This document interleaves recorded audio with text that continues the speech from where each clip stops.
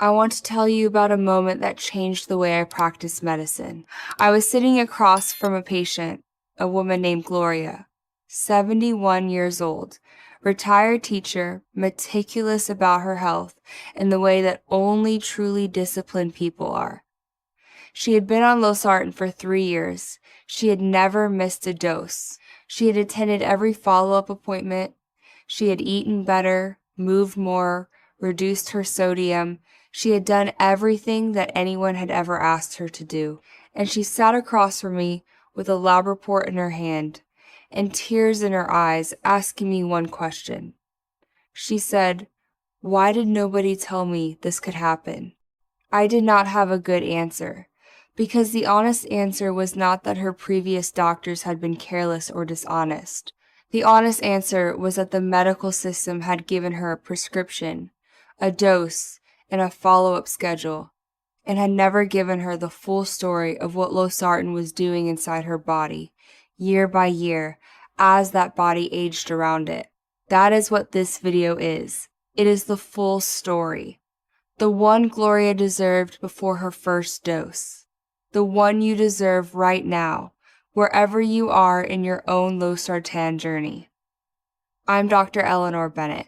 Subscribe to this channel before we continue because this conversation is long overdue and I am not going to rush it. Let me start at the beginning. Not with side effects, with the mechanism. Because understanding what Losartan actually does inside the body is what makes everything that follows make sense, and what transforms you from a passive recipient of a prescription into someone who knows what to watch for and why. Losartan is an angiotensin receptor blocker, an ARB. It works by blocking receptors for a hormone called angiotensin II, one of the most powerful blood vessel constrictors in the human body. Block those receptors and blood vessels relax. Resistance drops. Blood pressure falls. Clean, logical, effective. But angiotensin II does not only tighten blood vessels, it plays a role in kidney function. It influences how the body handles potassium. It participates in the hormonal signaling that regulates fluid balance, cardiovascular stress response, and a dozen other physiological processes that interact with each other in ways that become more complex and more consequential with every passing year of age. When Losartan blocks angiotensin II's receptors, it is not blocking one simple signal. It is intervening in a system. And systems, when intervened in year after year, in a body that is simultaneously aging, respond in ways that the original prescription could not have fully anticipated. This is not a flaw in Losartan. It is the reality of long-term medication management in an aging body. And it is the reality that most patients are never told. Let me tell you what happens to the kidney specifically, because the kidney story is the one that brought Gloria to tears, and is the one that most seniors on long-term Losartan deserve to understand clearly. The kidneys contain millions of microscopic filtering units called glomeruli. Each glomerulus receives blood through an incoming vessel, filters it under pressure, and releases the filtered blood through an outgoing vessel. Angiotensin II, the hormone that Losartan blocks, causes that outgoing vessel to constrict. That constriction maintains the internal pressure that drives filtration. Block angiotensin II, and that outgoing vessel relaxes. The internal filtration pressure drops. In a patient with diabetic kidney disease or hypertensive kidney damage, that pressure reduction is protective. It slows the progression of damage by reducing the mechanical stress on already injured filtering structures. This is one of the primary reasons Losartan is prescribed for certain patients. Not just to lower blood pressure, but to protect kidneys that are already under strain. But here is what changes after year 1. After year 2. After year 3. The kidneys age. Every year after 60, kidney filtering capacity naturally declines, not from disease, not from neglect, but from the ordinary biology of an aging organ. The glomeruli that were functioning at 100% capacity at age 60 are functioning at a lower capacity at age 65, at 70, at 75. This is normal. It happens in everyone. But in a person on Losartan, the medication that was calibrated for the kidneys of year 1 is operating on the kidneys of year 3 kidneys that have aged, that have slightly less filtering capacity, that are managing a slightly narrower margin of function. The same dose that was producing a protective pressure reduction in younger, healthier kidney tissue may be producing a pressure reduction that is too aggressive for older, more vulnerable tissue. The same medication, a different organ, a different outcome. This is why Gloria's labs told a story after 3 years that they had not told after 1.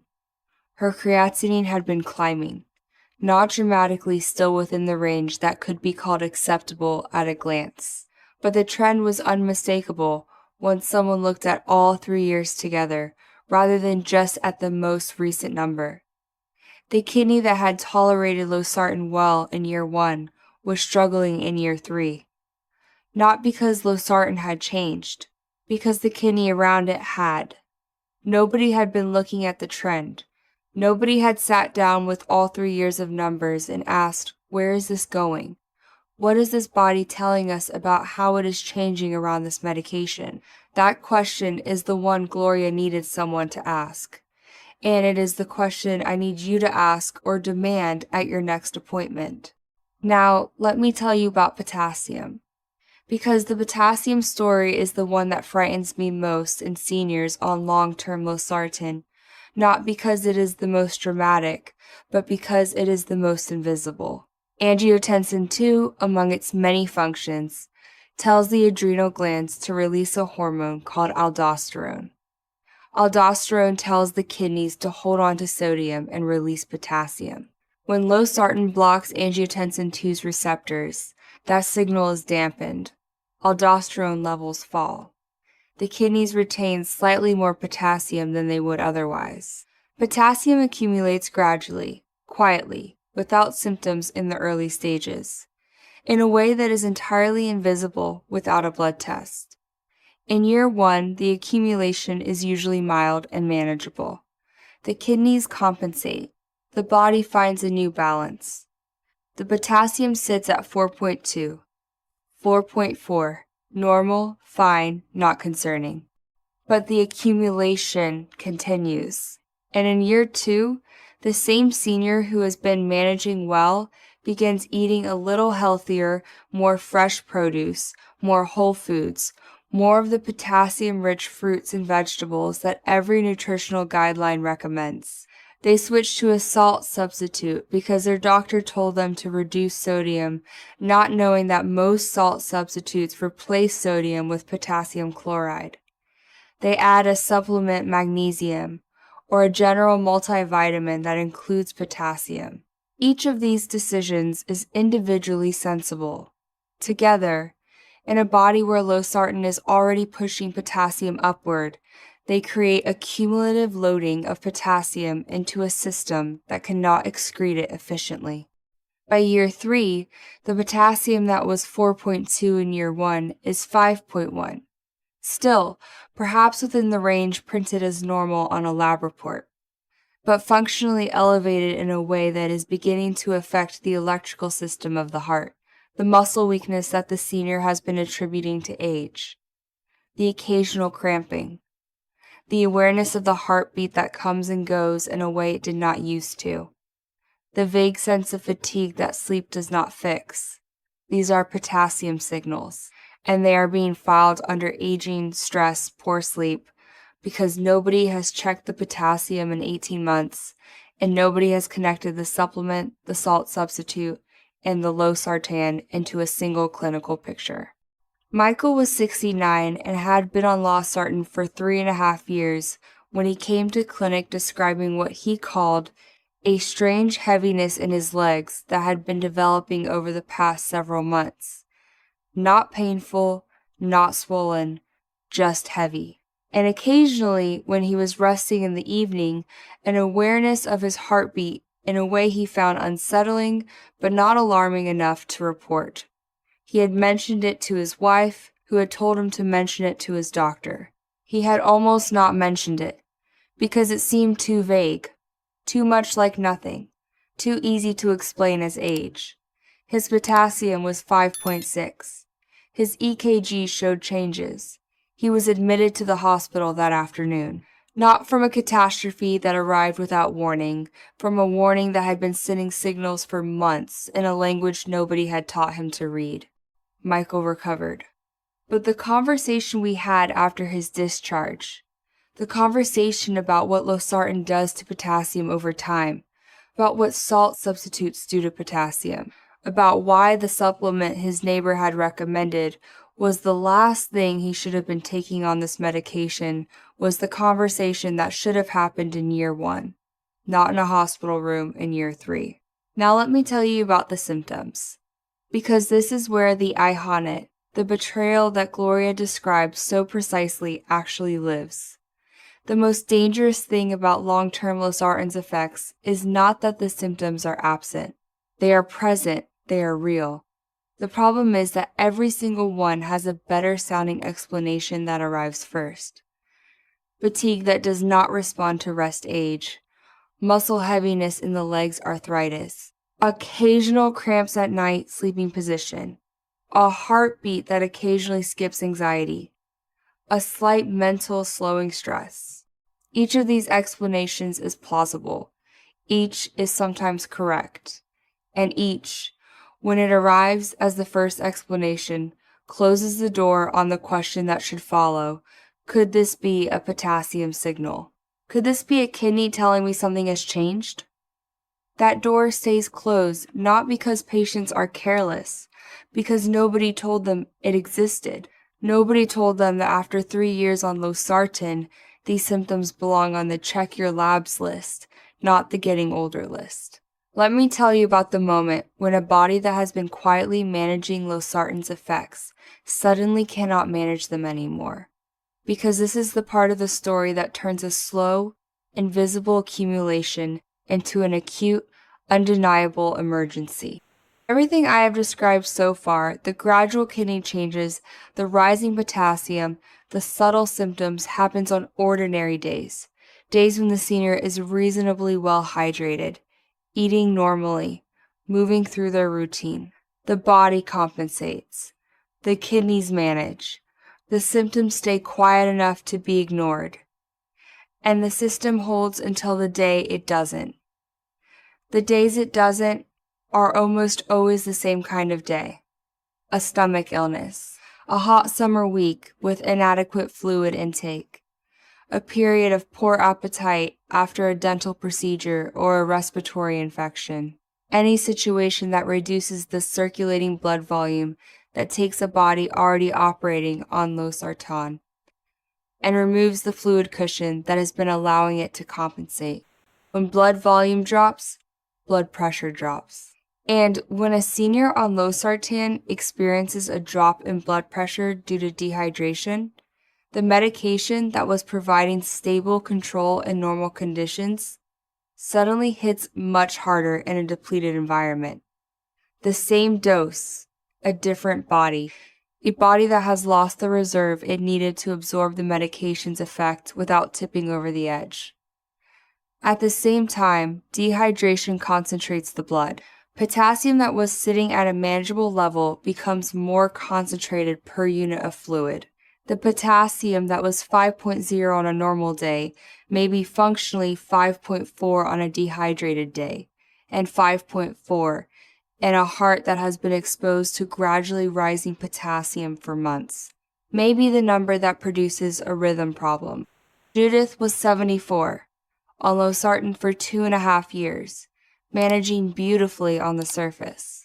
Then she had a gastroenteritis.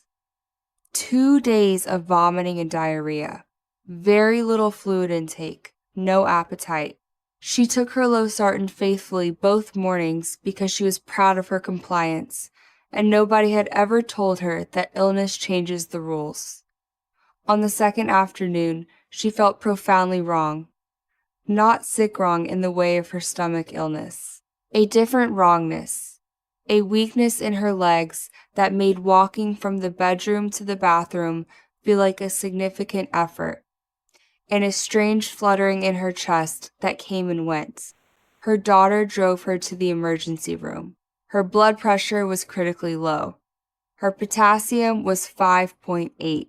Her kidneys, stressed by 2 days of reduced perfusion and concentrated blood, had declined acutely. She recovered, but the recovery took longer than the illness that had triggered it, and her kidney baseline never fully returned to where it had been before those 2 days.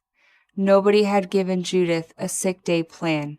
Nobody had told her that vomiting and diarrhea and blood pressure medication are a combination that requires guidance, not continued faithful compliance. Nobody had told her that take daily does not mean take, regardless of what the body is doing around the medication that day. The sick day conversation is not optional. It is not a detail. It is a safety plan. And every senior on Losartan deserves to have it before the illness, not during it. I want to be clear about something that this video is not saying. This video is not saying Losartan is a dangerous drug. It is not. In the right patient, managed correctly, monitored intelligently, it is one of the most useful medications in cardiovascular medicine. It protects kidneys, it protects hearts, it prevents strokes.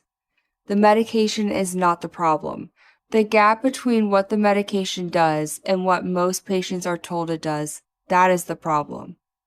The space between the prescription and the full story, that is where Gloria sat with her lab report and her tears. That is where Michael sat with a potassium of 5.6 and a history of months of warning signals he had filed under age. So let me tell you about what happens between appointments. Because the space between checkups, the 6 months, the year, sometimes longer, is where the slow changes I have been describing do their work. And the monitoring that exists in most seniors' Losartan care is not calibrated to catch those changes in time. Standard monitoring for a stable patient on Losartan is often once a year. The creatinine is checked. If the numbers fall within the normal range, they are filed. The refill is authorized. But the trend, the direction the numbers are moving, cannot be seen in a single annual data point. A creatinine of 1.2 that was 0.92 years ago and 1.0 last year tells a completely different story from a creatinine of 1.2 that has been stable for 3 years. The number looks identical. The stories are not. The same logic applies to potassium. A value moving from 4.1 to 4.5 to 4.8 across 3 years is a trend that deserves a conversation, not the number conversation, the trend conversation. Most seniors on Losartan are never having it. What sufficient looks like is this: a prescriber who looks at the full timeline of kidney function and potassium values rather than just the most recent snapshot. A conversation that explicitly addresses what has changed in the patient's diet, supplement routine, and other medications since the last review. A specific discussion of the sick day protocol, what to do when illness, heat, or reduced fluid intake changes the body the medication is operating in, and an explicit invitation to report the subtle symptoms that most seniors are currently filing under age: the fatigue, the muscle heaviness, the occasional heartbeat awareness, the vague sense of not feeling quite right. If that conversation is not happening at your appointments, you now know to ask for it. Not because something is wrong, because something is being missed that you deserve to have seen. So what does the full story require of you? It requires knowing where you are in the Losartan timeline. After 2 years, the conversation you need is different from year 1. It requires a kidney function review that looks at trend, not just the most recent creatinine, but the line connecting your values across the full duration of treatment. It requires a potassium check in the context of everything you consume every supplement, every salt substitute, every dietary change made in the spirit of health. And it requires putting the vague, easy to dismiss symptoms of the past several months on the table rather than in the mental filing cabinet labeled getting older. And it requires one simple question. At your next appointment, say this: I want to understand what this medication is doing to my body right now. Not when I started it, right now. I want the trend in my numbers. I want the full picture. That question is not confrontational. It is not distrustful. It is the question that most 15-minute appointments never reach. The one that would have changed Gloria's story if someone had asked it in year 1. Gloria asked that question eventually. In year 3, after the lab results, after the tears, after the conversation that should have happened before her first dose, her treatment was recalibrated. Her kidney function was monitored with the frequency and attention it had always deserved. Her potassium was managed in the context of her full dietary and supplement picture. She did not get back what had changed in 3 years, but she stopped losing more. She told me something at her last visit that I want to share with you. She said, I spent 3 years being a perfect patient. I took every pill. I came to every appointment. I trusted that if something was wrong, someone would tell me. What I did not know was that being a perfect patient is not enough.